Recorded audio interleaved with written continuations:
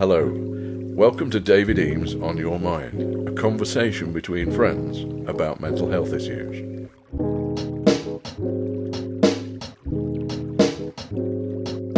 Hello, I'm David Eames and welcome to the On Your Mind podcast. As always, I'm joined by the lovely Mikey and Owen, and today we're going to be talking about anger. Owen, are you angry? Always. Yeah, I am. And I don't mean to be. Today? Not just today. I've got so much stuff going off. Everything's manic. Everything's... And it's not even like it's one specific thing that's going off, but obviously family life, work life, I'm obviously catching up with you guys. I've got family coming over.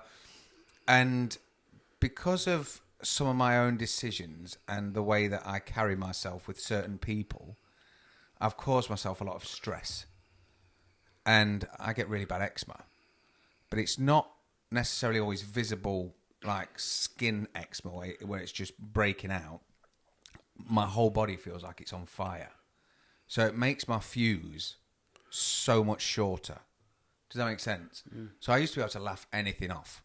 Whereas now, the smallest thing can just trigger me. And I hate it. But I can't seem to get the balance right because trying to medicate eczema is a really, really difficult thing. It sounds simple, just put cream on it. But unfortunately, as with anything, your body it builds a tolerance to certain things.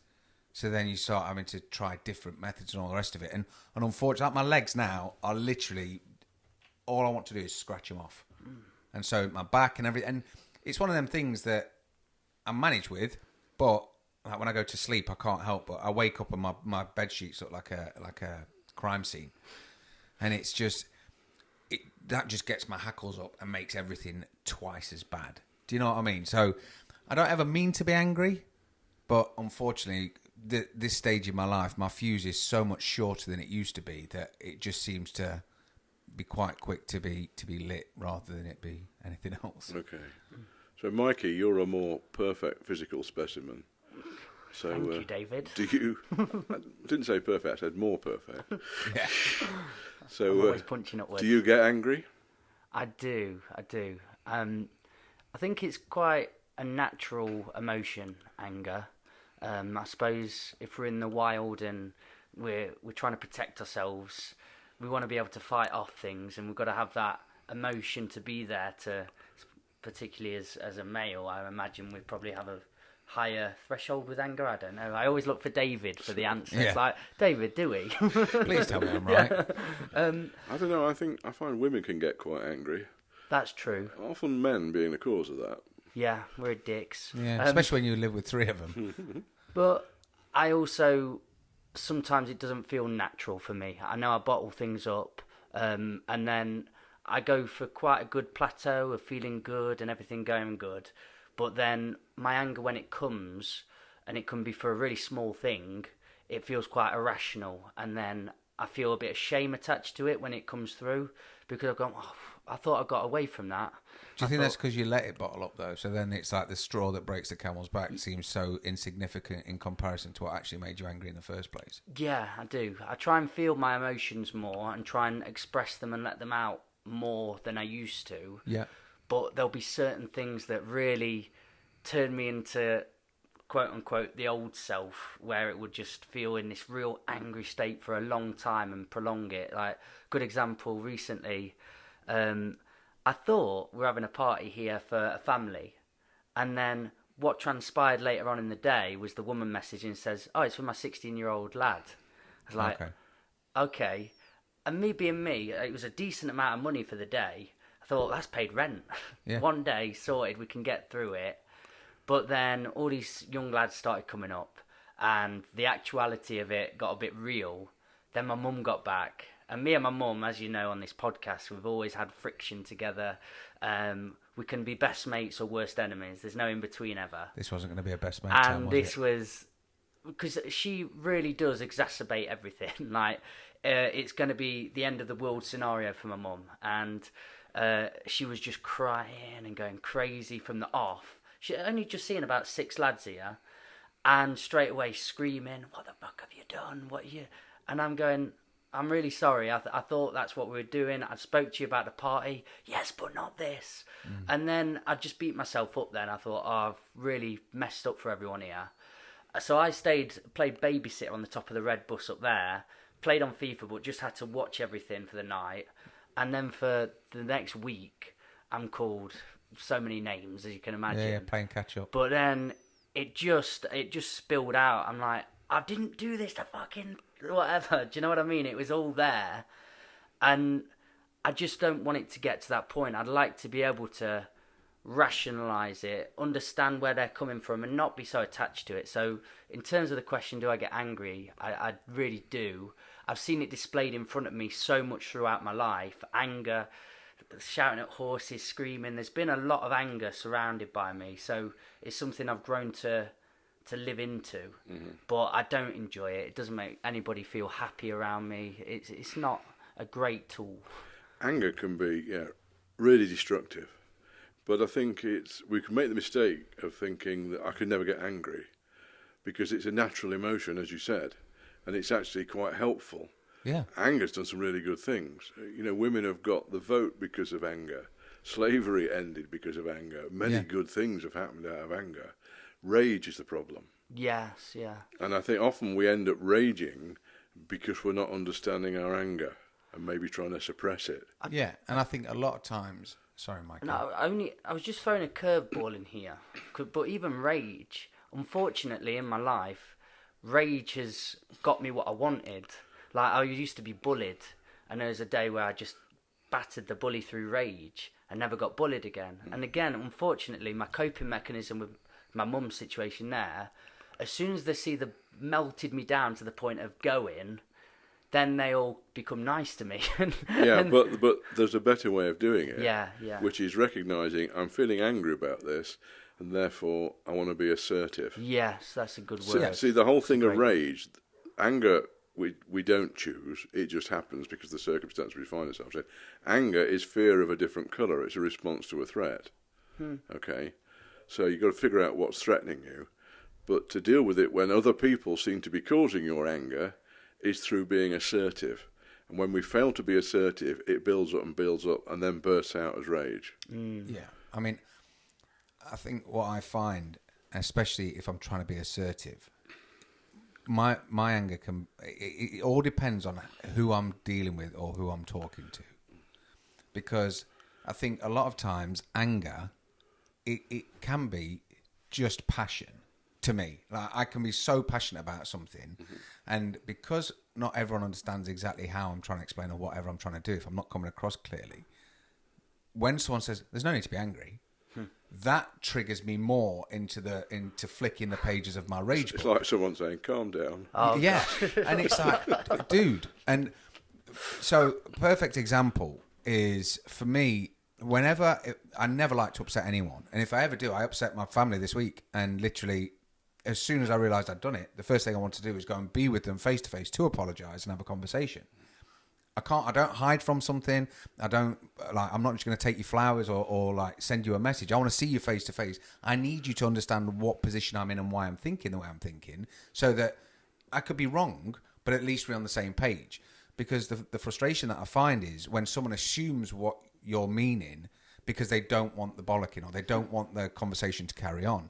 And obviously, having a young family, there's a lot of things that my children take from me, and there's a lot of things they take from my wife. And because Stace deals with things by, okay, we'll leave it, we'll walk away, everything will be fine, I like to talk about it. But she doesn't like to listen to me talk about it because that's not her way. But I don't like to ignore it because that's not my way. So it's really difficult to find that happy medium because, unfortunately, on occasion, what can happen is she almost assumes what I'm saying, takes offence to that, or tells me that, well, you're just being angry. And it's like, you're not listening. And that just bubbles everything up. And it's finding the control over that to then, what I have to do is wait an hour to then we can sit down together and have a real calm conversation. Because there's something really, really cleansing about having a deep conversation following anger or rage. Because unfortunately, when you're doing it at the time and you feel like this is the right thing, and not saying the wrong thing, but when you are fighting and you are really kicking off, you're not really taking a lot in, and you're not being that clear, even though you've got a point that you want to explain. I think when you do finally sit down, you go, look, I wasn't meaning that. I meant this, and because of this, I meant that, and that made me feel this way. And they're like, oh. It'd be crazy not to chat about it, because clearly in that heat, there's a pearl of wisdom, or there's some golden nugget to be extracted potentially. That is always my point. Because I'm the person who likes to talk, I try to say, look, as uncomfortable as this is making you feel, if we don't take something away from this, and it could be the smallest thing, then it's all for nothing. But I don't agree, Mikey, with that idea that there's always some pearl in the anger, because the anger can be misdirected or through misunderstanding. Exactly. Or again, sometimes we might be reminded of something in our past. Yeah. There's lots of triggers. I mean, for me, that I had to work through abandonment issues, and if I felt I was being left out, I could respond in a really angry way to that. And it wasn't about that moment. No. It's just connecting it to a different feeling. But it would seem out of character as well for you, because if we would have done something, say, at work back in the day, and then you weren't involved, and you were quite placid and happy all morning, and then all of a sudden you're now being Rage David, you'd be like... I think that's because I agree with that, but that's what I felt the pearl could be. Like, that's not how you want your existence to be. So with the rage, to be able to have a space after, when I like that saying, muddy water is best left cleared, and then, or is it, I can't remember what the saying is now, but you let it settle, but then coming back to it and then having a bit of a conversation, not to find the pearl of wisdom in what you were saying necessarily, but how can we not get to that level again? It's the self knowledge, isn't it? It's the important thing. Yeah. It's that, okay, I'm feeling this now. What's that about? And yes, that for me, that was the pearl I was thinking. That was about. For me was the cure to having disasters through abandonment issues. It's just thinking, hang on, I've got this feeling now. Okay, I know what this is. It's not about the present. I don't need to get upset about this, and then it would subside quite quickly, rather than double down on it. Yeah. Well, you're taking control of it, aren't you? I mean, I don't know if I've mentioned it. I'm sure I've mentioned this on the podcast before, but there is a fighter called John Jones, world champion, and someone was asking him once about butterflies. And he says, yeah, I get butterflies, but I like to teach them how to fly in formation. And to me, that's fantastic, because it sometimes it's a visualization for me. It could be a bookshelf. It could be me putting something away. Like when you were saying about your abandonment issues, obviously I've got my own issues. And one of them at the moment is I'm really struggling because we've got a teenager, and for what I have had an amazing relationship with my kids the whole time, and due to circumstance, being a teenager, she's not interested in her dad anymore.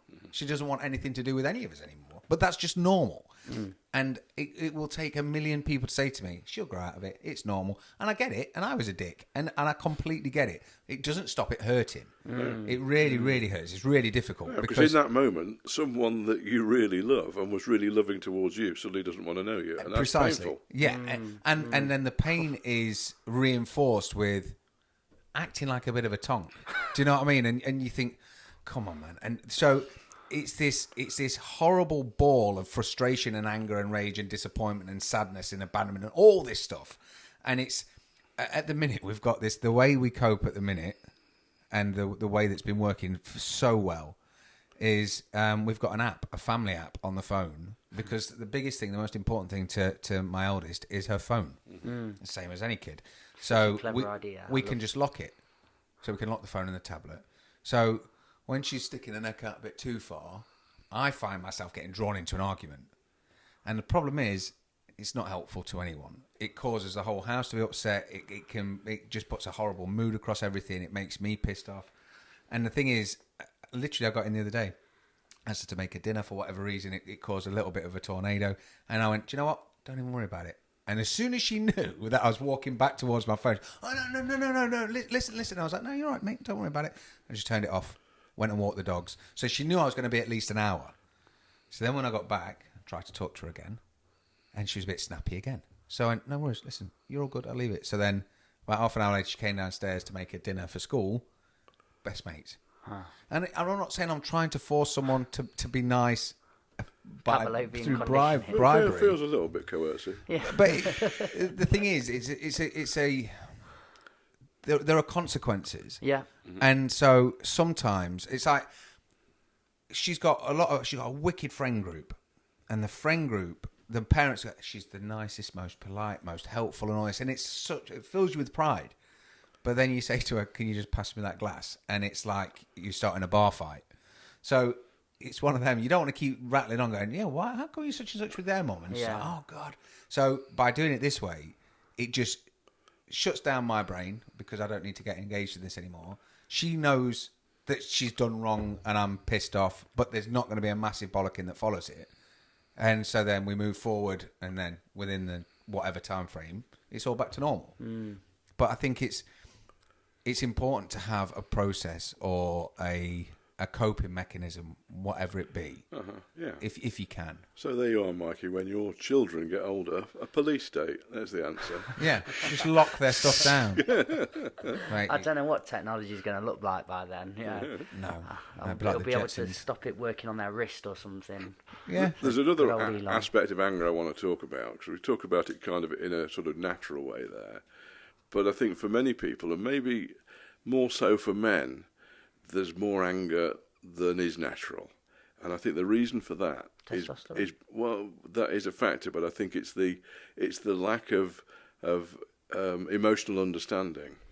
Okay. That modern research shows that complex emotions are not sort of pre-wired into the brain; they're learnt, and their whole brain experiences. And if people have had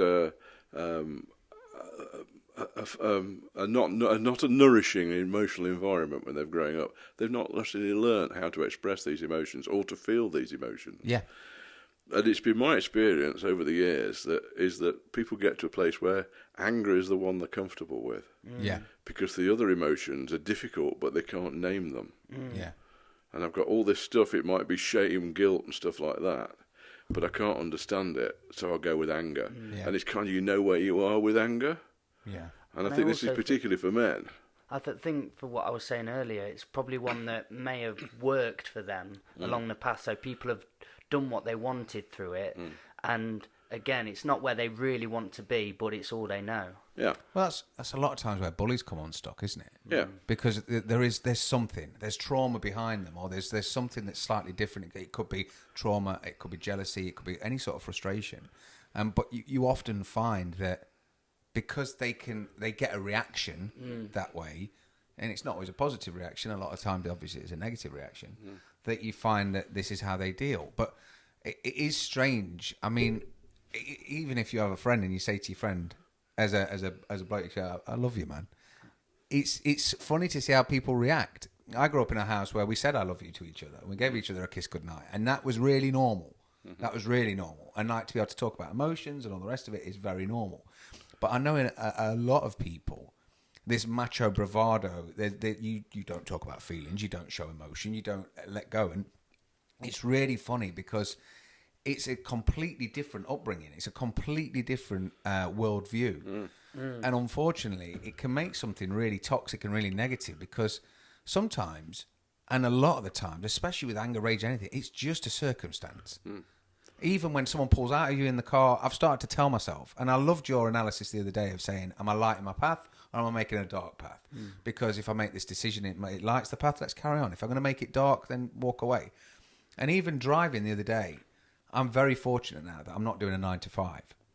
So that used to be a grind for me. I had anxiety about it. I used to get frustrated about it. I know I'm going to be stuck in the car. I didn't like it. So before I even got in the car, I'm already at, I don't know, 9 out of 10 because I didn't want to be there. And I know I'm going to be stuck in traffic. It's a high way to start the day. Precisely. And especially then because you start blaming other people. Like there's an old boy coming out in his massive Rover with his wife and they're going to Morrison's. They choose 7:30, 8 o'clock in the morning to go to Morrison's. And the thing is, why can't they? I mean, it's stupid to me because obviously I want to get to work and there will be quieter times. But because I had that rage, everything was fair game. Whereas now, I have to remind myself that I'm not in a rush. Slow down, everything's good. Someone cut me up the other day, and I thought to myself, maybe some of their shit's on fire. I don't know. And it's fine, because I didn't want to engage. I didn't need to chase them. I didn't need to get eye to eye and eyeball them. I didn't need to do... Whereas in the past, I needed to let them know that they've let me down and I'm not happy with them. But ultimately, I'm never going to see them again. It doesn't matter. And I think... It is circumstance, and they could have a really good reason for cutting me up. Yeah. They might just be a douche, but it doesn't matter. Like, letting go of things, I've found. Yeah. Good word. Insignificant things. And the decline of testosterone as you approach middle age helps with that as well. Of course, yeah. Well, it's just I'm going grey. It's just all falling out, dude. It's not a problem. But this whole thing about anger working for you, we can find something that works, but there may be better solutions. Exactly. So maybe after every meal, you're throwing all your dishes away. It might be better washing them up and using them again. Good analogy. But if someone did that, you'd think they're insane, right? You'd say to them, dude, what are you doing? It's like, this is how I do my dishes. Like, okay. Well, that's kind of insane. But because you get mad at someone, like, I don't know, we play video games. The rage and the anger you hear on video games. I mean, we've had people leave. Of course. We've had people leave a game and delete the game and delete themselves from the WhatsApp group. Is that a different thing at all? Because all the bottling up and everything feels like a way that we haven't processed our emotions. But you could get the nicest human in the world, put FIFA on in front of them, score a goal, and they just... It seems to trigger a different response. Yeah, I think a similar thing can drive trolls online. It's that sense of powerlessness, and here's a sense I can have a sense of agency in it. I mean, on a Friday night on the game, I love a bit of raging. Yeah. But it's always faux rage. Yeah. It's not real, but it's quite fun to indulge in it. You're fucking... Yes, and it happens. And the thing is, it is one where if someone came into our group and they weren't aware, they'd think, is he all right? Mm-hmm. Whereas because the people are within the inner circle, they completely get it and they can reply back. And there's a lot of banter, which obviously we spoke about. Are you quite bad with it? Rage on the game? Yeah, but more at myself. Yeah. More at myself because someone will be better. Like, the thing is, I'm 41. I get to play once a week. I used to be reasonable at video games. I'm not bad now. I'm not good, but... He's quite good, actually. I like to think I'm better than I am. And then when someone shoots me, it's all their fault. Like, they could have been set up in the best position. Yeah, they're all cheating. If anyone shoots Owen, they're cheating. Yeah, and if anyone beats me in a race, it's their fault. It's always them. Huh. But because the whole system changed. Like, you remember how toxic it used to be online because it was game chat. So every single person in the lobby, if there was 2 teams of 10 people, there was 20 people all trying to chat at the same time. And it was the most horrendous... Like, it was awful because everyone was just trying to outdo each other and it was all just trying to... It was like a banter mixed with a toxic masculinity mixed with just hate and rage and just... People just trying to be more offensive than the hearing rest. grown men being horribly abusive, to American 10-year-olds. Dude, quick example. We used to play a game and it was on a casino. It was a shooting game. It's called Rainbow Six. A team spawned on the roof, so 6 guys on the roof, 6 guys in the vault. And for people that don't play games, spawning is once you've died, you respawn, so you reappear. Now, that should be in a safe space so that you can get your wits together, swear or whatever you want to do, and then carry on. Well, this one guy had managed to get his way into our spawn, into our den, right? So I was walking along, dead. Okay, next minute, spawn again, dead. Spawn again, and he must have killed me 25 times. And you've got this once-a-week experience, and he's just precisely absolutely puncturing it. Yeah, and the thing is, we can kick him out of the game. We could quit the game. There's a million things we could have done, but we didn't. We waited to get back to the lobby. What made it worse was the fact that he was then gloating about being the top of the leaderboard and saying, "Oh yeah, what are you doing? I did this," and I was like, "You!" And I unloaded both barrels. Were you there? No, this was before David, and I went absolutely apeshit. So then this guy was like, I'm really sorry, I won't do it again, won't do it, I promise. Can I play with you guys? Will you let me keep playing with you guys? And I was like... Playground the part of me inside was like, oh, God, I can't leave someone out. I can never leave anyone out. I hate bullying, I can't leave someone out. I was like, fuck's sake. Yeah, go on then, mate. All right. Now, bear in mind, I've given this guy every swear word in the world, plus more. I've involved his mom, his dog, you name it. So about 2 hours later, I was sat there, and this guy was like, we heard some shouting in the background. And he was like, all right, lads, I've got to go. And he was really good. And he's like, I've got to go. And I was like, oh, what are you on about? And he's like, oh, no, Mum's just said it's bath and bed. I was like, Mum's just said it's bath and bed. How old are you? And he's like 14. And I was like, oh, God. And I was expecting police. And the problem is, I can't take any of that shit back. And, did he have like a deep voice? yeah, well, he didn't sound like a kid. And he was an amazing player. And it was just one of them. I was like, oh, what have I done? And I was so disappointed in myself. I'd let myself down so much because the game was probably 8 minutes long. Yeah. He'd made me look a fool. And I think a lot of the time that is what triggers a lot of things to people, because I know I've done it to people in the past. But it taught me such a valuable lesson at the time. And luckily, I could take something from that, because I don't think everyone does every time. They sometimes think, "Oh no, it's still your fucking fault." But to me, I had to completely change how I was. And luckily now, the chat room is always, we have a private, closed group, so that we can't hear the other guys, they can't hear us, but we'll be chatting away. Well, we still abuse each other, but not as a 14, so that's all right. Yeah, exactly. But it was such a horrendous feeling. Yeah, so it's how do we use anger more effectively? Or maybe how do we get out of it? How do we rid ourselves of that anger without it being in a destructive way? Now, I've got a few ideas here for techniques to use. Because you frazzled my mind, and I was like, I don't know. Because it's that some people, that anger is not just now. It's not just a momentary flare-up. It's a long-term thing. It might be frustration with life in general, with the relationships, with work, with financial situations. People might in a perma-angry state. So how do you get rid of that? Well, it's exercise can be a really good vehicle for that. Okay. Now, I used to be talking about, go and smash things up, but for people who are likely to be expressing their anger in a violent way, that actually only increases the violence, so it's not necessarily a helpful way. But for someone who internalises all their anger, maybe going and breaking something or hitting something might be quite helpful. Yeah.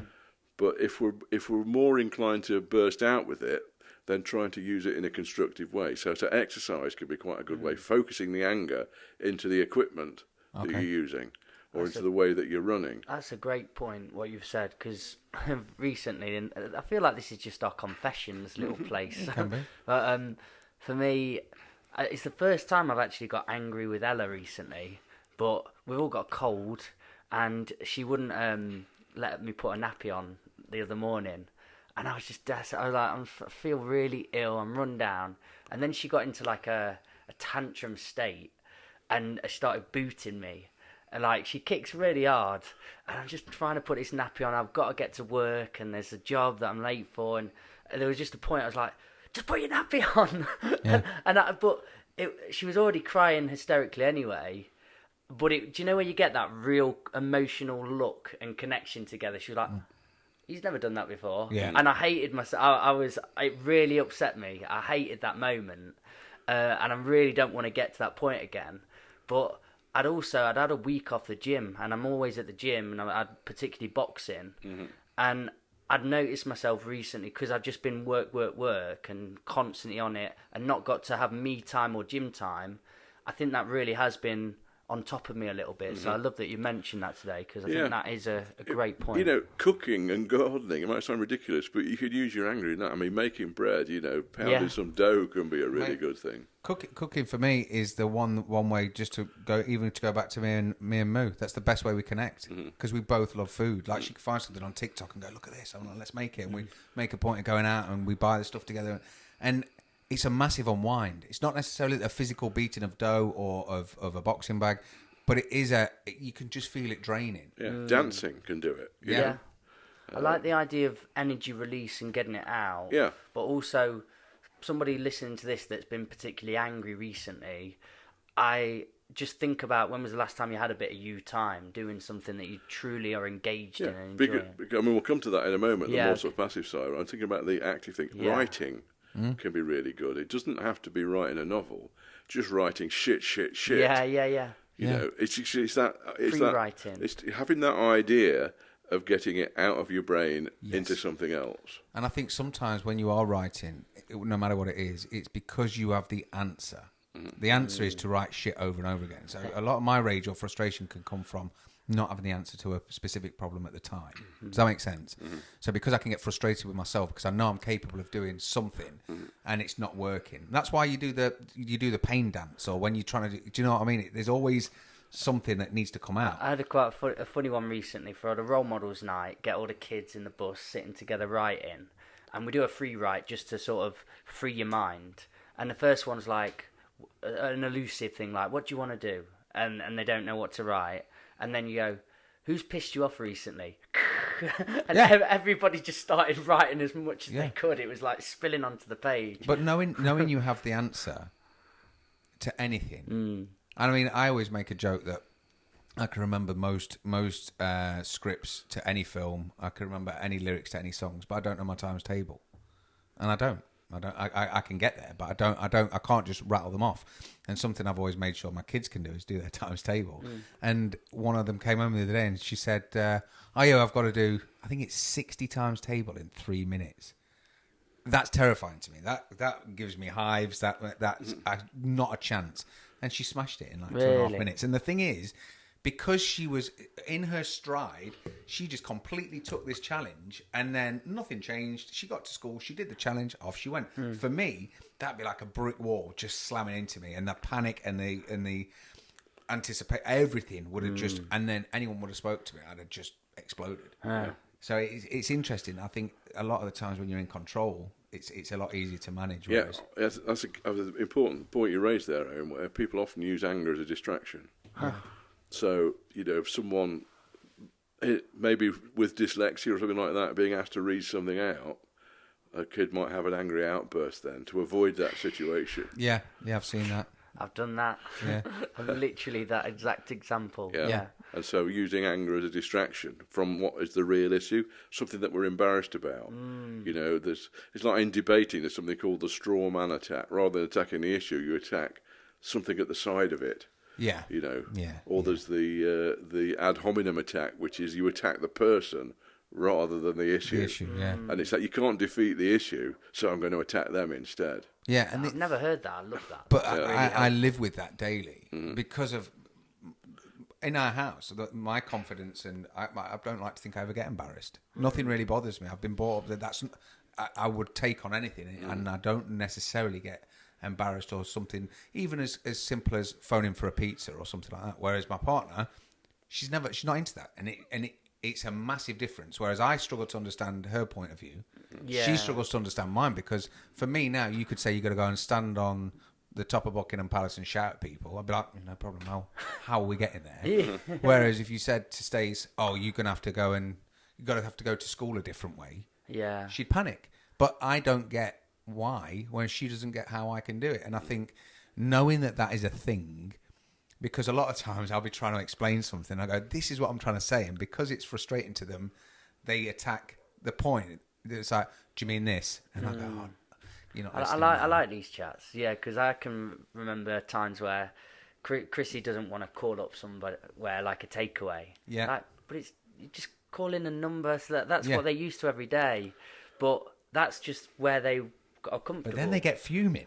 But then I suppose I've done that in the past where I've got a bit angry. Like, just call up. It's no problem. But why do I need to push them into that territory? Well, one of my only phobias is I hate using the telephone. And I think it goes back to trying to earn my living years ago through doing cold calling. Oh, really? And I'm really good on the phone, but I will go to great lengths to not do it, even when it's something quite positive. I just hate the phone. You'd be surprised how many people do, because men generally don't like the phone as much as women.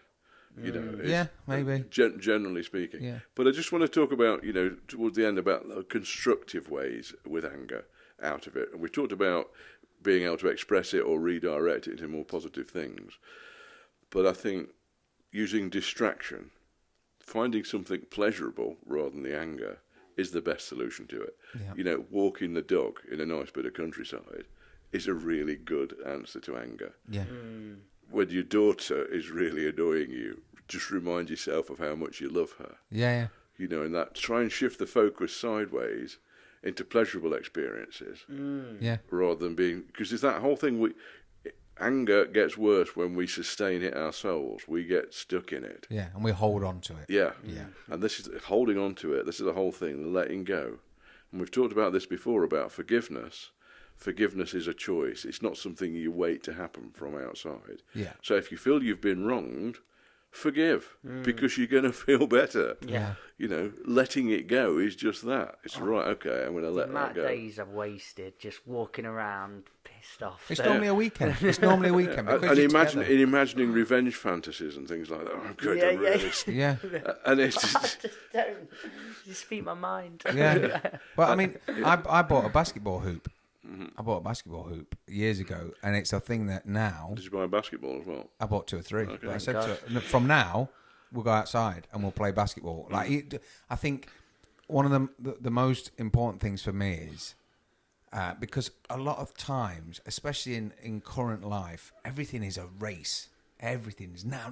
It's got to be so quick.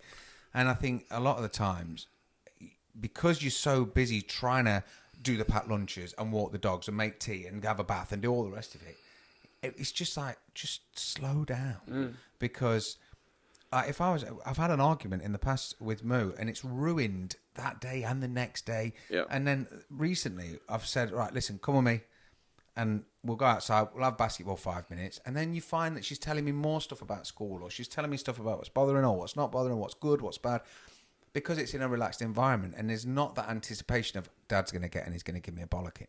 Do you know what I mean? And I think by slowing stuff down, sometimes you can be more productive. Yeah.